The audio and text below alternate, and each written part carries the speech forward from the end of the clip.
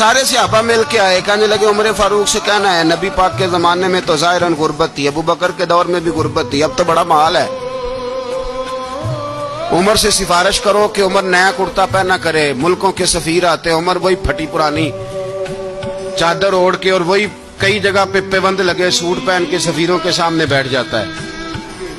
عمر کو مشورہ دو، طے ہو گئی بات۔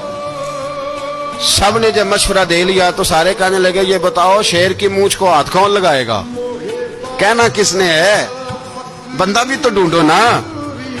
میں کہا جناب میرا یہ خیال ہے کہ مولا علی شیر خدا کہیں گے، کیونکہ جس شخص کی عمر کو سب سے زیادہ حیا کرتے دیکھا وہ شیر خدا مولا علی ہے رضی اللہ تعالی علی کہیں گے، اس لیے کہ جناب علی تو کئی دفعہ جب گفتگو کرتے تھے تو حضرت عمر چپ کر جاتے تھے اور فرماتے تھے علی نہ ہوتا تو میں ہلاک ہو جاتا، تو کہا علی سے کہو۔ جناب علی شیر خدا کو بلایا، کس کام کے لیے؟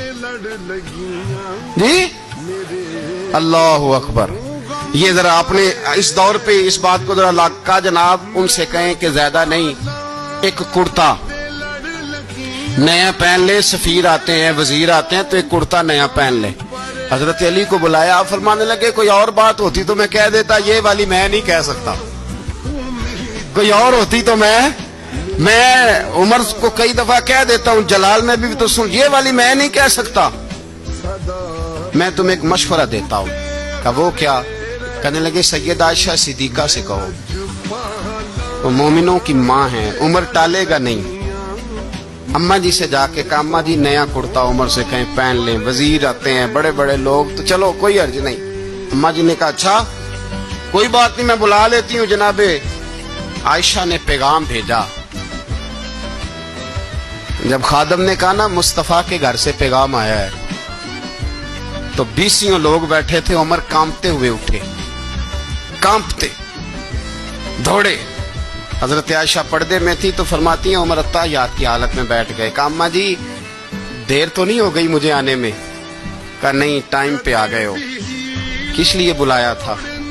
کہا عمر دیکھو غربت کے معاملات اور ہوتے ہیں، جب اللہ آسانی دے تو کوئی چیز استعمال کرنا حرام نہیں ہوتی، اگر حرام ہے تو بتاؤ۔ کہا نہیں اماں جی حلال ہی ہے۔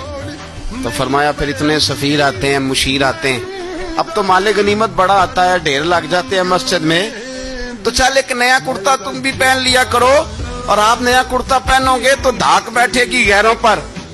تو صحابہ کا مشورہ ہے کہ آپ نیا لباس پہنے۔ اماں جی کہتی ہے میں نے حکم دیا تو عمر چپ کر گئے، گردن جھک گئی۔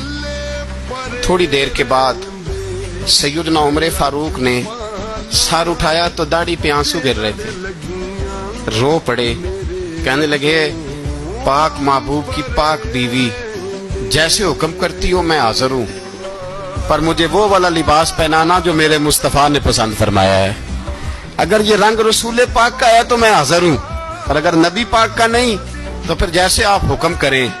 جناب عائشہ کہتے ہیں عمر روئے تو میں زیادہ روئی، میرا پلو بھیگ گیا آنسوؤں سے۔ میں نے کہا عمر آپ جائیے۔ عمر یوں نکلے تو جو صحابہ کھڑے تھے وہ کونے میں تھے، سارے آ گئے۔